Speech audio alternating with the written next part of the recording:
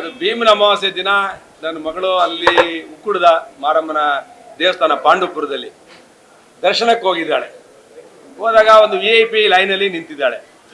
2 ಚಿಕ್ಕ ಮಕ್ಕಳನ್ನ ಕರ್ಕೊಂಡು ಹೋಗಿದ್ದಾಳೆ. ಒಂದು 2 ವರ್ಷದ ಮಗು, ಒಂದು 4 ವರ್ಷದ ಒಂದು ಮಗುನ ಕರ್ಕೊಂಡು ಹೋಗಿದ್ದಾಳೆ. ಚಿಕ್ಕ ಮಗುನ ಕರ್ಕೊಂಡು ಹೋಗಿ ಕ್ಯೂವಲ್ಲಿ ನಿಂತಿದ್ದಾಳೆ. ಕ್ಯೂವಲ್ಲಿ ನಿಂತಿದ್ದಾಗ VIP ಕ್ಯೂವೇ ಅದು, VIP ಕ್ಯೂವಲ್ಲೇ ನಿಂತಿದ್ದಾಗ ಅಲ್ಲಿ ಒಬ್ಬರು ಕರ್ತವ್ಯದಲ್ಲಿರುವಂಥ ಸಬ್ ಇನ್ಸ್ಪೆಕ್ಟ್ರು, ಆ ಹೆಣ್ಮಗು ಕೂಡ ಅಲ್ಲಿ ಕರ್ತವ್ಯದಲ್ಲಿ ಇದೆ. ಇವಳು ನನ್ನ ಮಗಳು ಕೇಳಿದ್ದಾಳೆ, ನನಗೆ 2 ಚಿಕ್ಕ ಮಕ್ಕಳಿದ್ದಾರೆ, ಗಲಾಟೆ ಮಾಡ್ತಾರೆ, 1 ನಿಮಿಷ ಒಳಗಡೆ ಬಿಡಮ್ಮ ಅಂತ ಕೇಳಿದ್ದಾಳೆ. ಅದಕ್ಕೆ ಆ ಹೆಣ್ಮಗು ಸಬ್ ಇನ್ಸ್ಪೆಕ್ಟ್ರು ಬಿಟ್ಟಿಲ್ಲ. ಅದಾಗಿ 1 ಸೆಕೆಂಡ್ಗೆ ಯಾರೋ ಒಬ್ಬರು ಸರ್ಕಲ್ ಇನ್ಸ್ಪೆಕ್ಟ್ರು ಬಂದಿದ್ದಾರೆ. ಆ ಹೆಣ್ಮಗುನ ಅವ್ರನ್ನ ಒಳಗಡೆ ಬಿಟ್ಟಿದ್ದಾರೆ. ಅಮ್ಮ ಅವ್ರನ್ನ ಬಿಟ್ಟಿದೆಯಲ್ಲಮ್ಮ, ನನ್ನೂ ಬಿಡು ಅಂತ ಕೇಳಿದ್ದಾರೆ. ನನಗೆ 2 ಮಕ್ಕಳಿದ್ದಾರೆ, 1 ನಿಮಿಷ ದರ್ಶನ ಮಾಡಿ ಹೋಗ್ತೀನಿ ಅಂತ. ಯಾವುದೇ ಕಾರಣಕ್ಕೂ ಬಿಡಲ್ಲ ಅಂತೆಲ್ಲ ಏನೋ ಆಗಿದೆಯೋ ಘಟನೆ ಗೊತ್ತಿಲ್ಲ. ಮಾತಿಗೆ ಬೆಳೆದು ನನ್ನ ಮಗಳೇನೋ ಕಪಾಳಕ್ಕೇನೋ ಹೊಡೆದಿದ್ದಾಳೆ ಅಂತೇಳಿ ನಾನು ಟಿವಿಲಿ ನೋಡಿದೆ.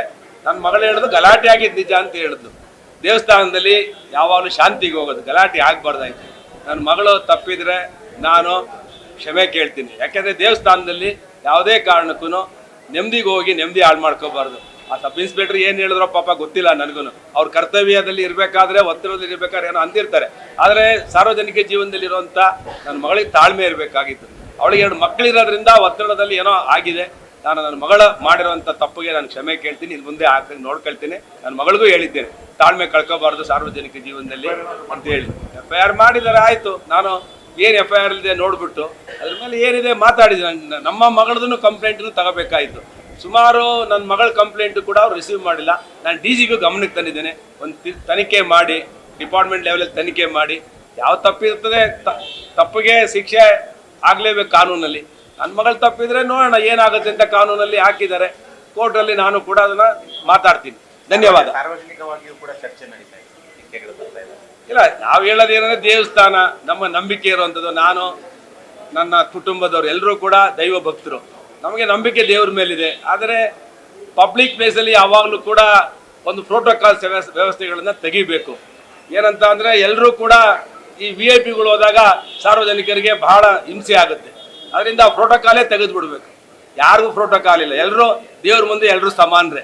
ಎಲ್ಲರೂ ಕೂಡ ಕ್ಯೂವಲ್ಲೇ ಹೋಗುವಂಥ ಪದ್ಧತಿಯನ್ನು ಇಟ್ಟಾಗ ಇವಕ್ಕೆಲ್ಲ ಕೊನೆ ಆಗುತ್ತೆ. ಪೊಲೀಸರಿಗೂ ಒತ್ತಡ ಕಡಿಮೆ ಆಗುತ್ತೆ.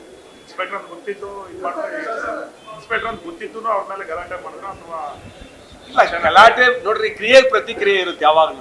ಅವ್ರೇನೋ ಪೊಲೀಸವ್ರು ಹೇಳಿದ್ದಾರೆ ಒತ್ತಡದಲ್ಲಿ, ನಾವು ತಡ್ಕೋಬೇಕು. ದೇವಸ್ಥಾನದಲ್ಲಿ ಯಾಕೆ ಬೈದಿ ಅಂತೇನೋ ಇವಳು ಪ್ರಶ್ನೆ ಮಾಡಿದ್ದಾಳೆ. ನನ್ನ ಮಗಳು 2 ಮಕ್ಕಳಿದೆಯಮ್ಮ, ಒಬ್ಬರನ್ನ ಬಿಟ್ಟು ನನ್ನ ಬಿಡ್ದಲ್ಲ ಇದಕ್ಕೆ ಪ್ರಶ್ನೆ ಮಾಡಿದಾಗ ಪ್ರಶ್ನೆ ಮಾತಿಗೆ ಮಾತು ಬೆಳೆದಿರ್ತದೆ. ಯಾರದೇ ನಾನು ಅವ್ರದ್ದೇ ಪೊಲೀಸ್ ಅವ್ರದ್ದು ತಪ್ಪಿದ್ರು ನಾನು ಅದು ತಲೆ ಕೆಡಿಸ್ಕೊಳ್ಳೋದು. ನನ್ನ ಮಗಳ ಪರವಾಗಿ ನಾನು ಕ್ಷಮೆ ಕೇಳ್ತೀನಿ. ಯಾಕೆಂದರೆ ನನ್ನ ಮಗಳು ಒಬ್ಬಳು ರಾಜಕಾರಣಿ ಮಗಳು. ಅವಳು ತಪ್ಪು ಮಾಡಿದಾಗ ತಪ್ಪೇ ಅದು. ಅವಳು ಯಾವಾಗಲೂ ಸಾರ್ವಜನಿಕ ಜೀವನದಲ್ಲಿ ನಾವು ಜನರಿಂದ ಆಯ್ಕೆ ಇರೋರು, ಅವರ ಮತದಿಂದ ಆಯ್ಕೆ ಆಗಿರೋಂಥವ್ರು ನಾವು ಸಾರ್ವಜನಿಕ ಜಾಗದಲ್ಲಿ ಯಾವಾಗಲೂ ಗೌರವವಾಗಿ ನಡ್ಕೋಬೇಕು. ನಾವು ಯಾವುದು ಅಹಂಕಾರಗಳನ್ನು ಪಡಬಾರ್ದು.